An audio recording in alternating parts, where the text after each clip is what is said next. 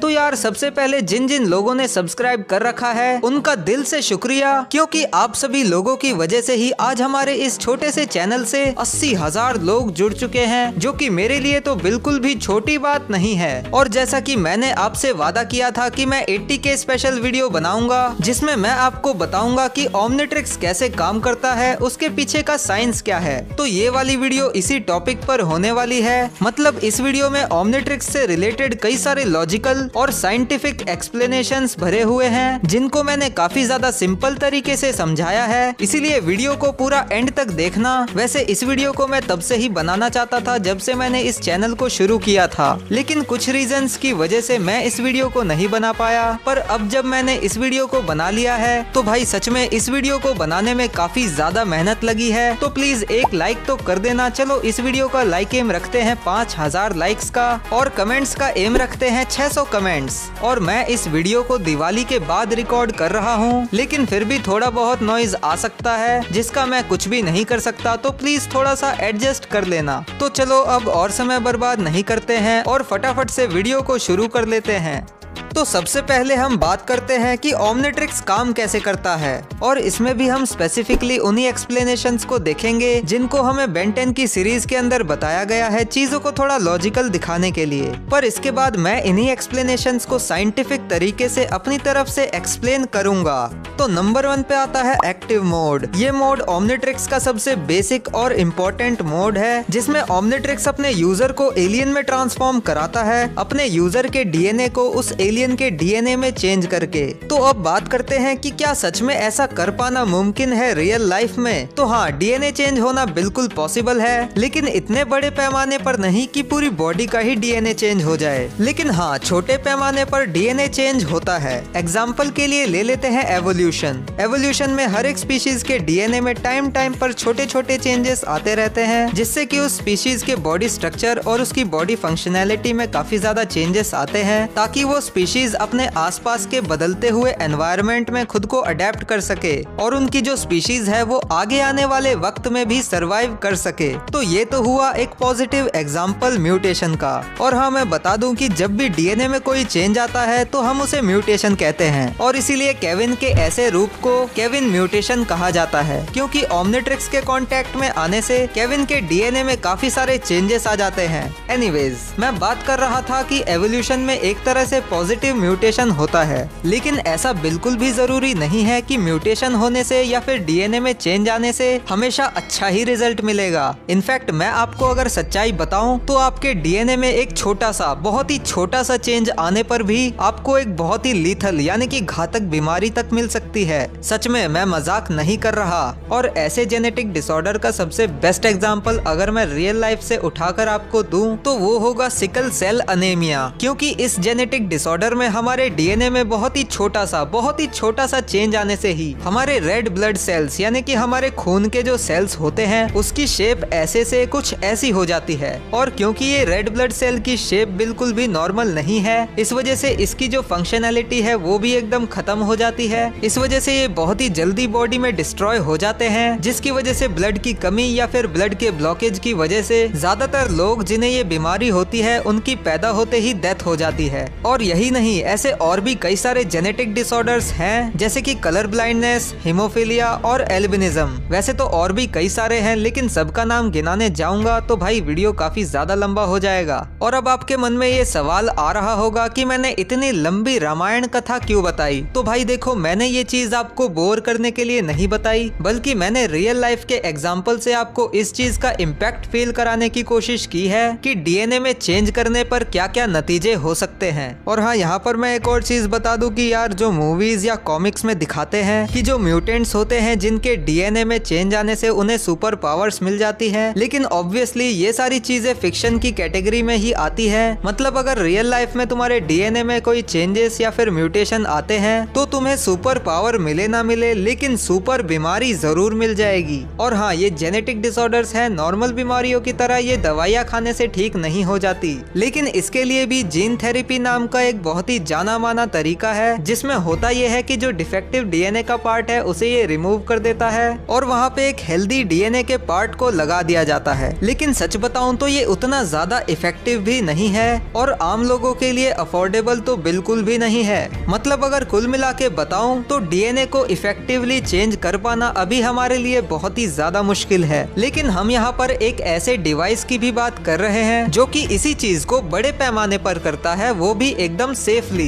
और अब हम यहाँ पर ओमनिट्रिक्स की एक ऐसी चीज के बारे में बात करने वाले हैं जो कि मेरे ख्याल से बहुत ही ज्यादा जरूरी है, लेकिन लोग उसे बहुत ही हल्के में लेते हैं। मैं यहाँ पर बात कर रहा हूँ ओमनिट्रिक्स से निकलने वाली इस हरी रोशनी के बारे में। जब भी बेन किसी एलियन को सिलेक्ट करके उसमें ट्रांसफॉर्म होता है तो ओमनिट्रिक्स से ये तेज रोशनी निकलती है और मेरी थ्योरी के हिसाब से ये कोई आम रोशनी नहीं है, बल्कि ये एक तरह का रेडिएशन है जो कि ओमनिट्रिक्स के द्वारा प्रोग्राम्ड है और यही वो चीज है जिससे ओमनिट्रिक्स अपने यूजर के डीएनए को मैनिपुलेट करता है। वैसे आप में से कई सारे लोगों को ये चीज पहले से ही पता होगी कि रेडिएशन के कांटेक्ट में रहने से हमारा डीएनए डैमेज हो सकता है या फिर यूं कहूं कि डीएनए में चेंजेस आ जाते हैं। लेकिन जिनको इस चीज के बारे में नहीं पता उनको मैं सिंपल रियल लाइफ से एक एग्जांपल उठाकर समझाता हूँ। तो स्किन कैंसर इसका मेरे ख्याल से यहाँ पर बेस्ट एग्जांपल रहेगा। अब कैंसर के बारे में तो सभी को पता होगा कि कैंसर में क्या होता है कि एक बार अगर सेल की जो ग्रोथ है वो शुरू हो जाए तो रुकने का नाम ही नहीं लेती।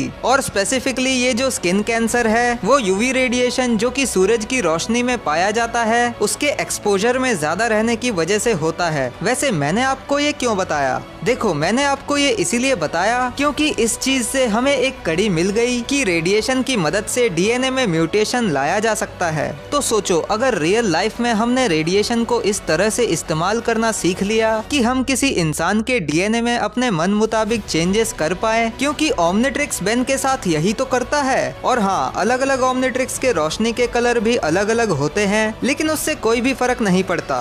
वैसे यहाँ पर एक और चीज मैं आपको क्लियर कर देता हूँ कि सपोज करो कि अगर ओमनिट्रिक्स के अंदर फोरआर्म्स का डीएनए है और बेन भी फोरआर्म्स में ही ट्रांसफॉर्म होता है, तो वहाँ पर ओमनिट्रिक्स डायरेक्ट फोरआर्म्स का डीएनए उठाकर बेन के डीएनए से रिप्लेस नहीं करेगा, बल्कि पहले फोरआर्म्स के डीएनए में थोड़े बहुत चेंजेस करेगा, जिसमें से पहले वो फोरआर्म्स की आंखों के कलर को बेन के आंखों के कलर से मैच करेगा, उसके बाद फोरआर्म्स के डीएनए को नॉर्मल से थोड़ा ज्यादा एनहेंस करेगा एंड फाइनली फोरआर्म्स की पर्सनैलिटी को सप्रेस करेगा। और ये जो लास्ट वाला बदलाव था ये करना बहुत ही ज्यादा जरूरी है, नहीं तो ट्रांसफॉर्म होते ही बेन पे फोरआर्म्स की पर्सनैलिटी हावी हो जाएगी और बेन खुद पे से कंट्रोल खो देगा। वैसे ऐसा हुआ भी है प्रोटोटाइप ओमनिट्रिक्स और अल्टीमेट्रिक्स के ग्लिचेस की वजह से। वैसे यही सेम ग्लिच हमें देखने को मिला था bent and destroy all aliens के अंदर, जहां पर ओमनिट्रिक्स अपने रेडिएशन को बाहर प्रोजेक्ट कर रहा था, जिससे एजमथ और बेन के पेरेंट्स भी जंगली एलियंस बन गए थे। और ओमनिट्रिक्स के इसी रेडिएशन की मदद से तो केविन ने अपने सारे म्यूटेशंस हासिल किए। वैसे ये जो एलियन की पर्सनैलिटी को सप्रेस करने वाला पॉइंट है, ये एक और चीज को एक्सप्लेन कर देता है कि ओमनिट्रिक्स उस एलियन की पर्सनैलिटी को पूरी तरह से सप्रेस नहीं करता, मतलब कि थोड़ा सा हिस्सा रह जाता है उस एलियन की पर्सनैलिटी का, और जब यही छोटा सा हिस्सा बेन की पर्सनैलिटी के साथ कंबाइन होता है तो बेन को उस एलियन की बेसिक नॉलेज मिल जाती है, जिसकी वजह से बेन उस एलियन को पहली बार में ही काफी अच्छे से यूज कर पाता है। तो ये तो हुई ओमनिट्रिक्स के सबसे ज्यादा इम्पोर्टेंट और सबसे ज्यादा बेसिक फीचर की बात। लेकिन ओमनिट्रिक्स के अंदर अकेला यही फीचर नहीं है, बल्कि ओमनिट्रिक्स के अंदर और भी कई सारे फीचर्स हैं जो कि बहुत ही ज्यादा इंटरेस्टिंग भी है। तो चलो उनके बारे में भी बात कर ही लेते हैं। रिचार्ज मोड, इस मोड के बारे में तो आपको पता ही होगा कि ट्रांसफॉर्म होने के बाद बेन के पास 10 मिनट की टाइम लिमिट होती है, और ये इसीलिए होती है ताकि उस एलियन की पर्सनैलिटी बेन के ऊपर हावी ना हो जाए। लेकिन यहीं से कई सारे लोगों के मन में ये सवाल आता है कि मास्टर कंट्रोल में तो बेन 10 मिनट से भी ज्यादा देर तक एलियन बना रह जाता है, तो क्या तब उसके ऊपर एलियन की पर्सनैलिटी हावी नहीं होती? तो इसके लिए मेरे पास एक थ्योरी है कि मास्टर कंट्रोल में भी बेन के ऊपर एलियंस की पर्सनैलिटी हावी हो सकती है, लेकिन जब तक बेन की मर्जी है तब तक उसे ट्रांसफॉर्म रखने के लिए ओमनिट्रिक्स अपनी तरफ से एक्स्ट्रा एफर्ट्स लगाता होगा और उस एलियन की पर्सनैलिटी को लगातार सप्रेस करता होगा।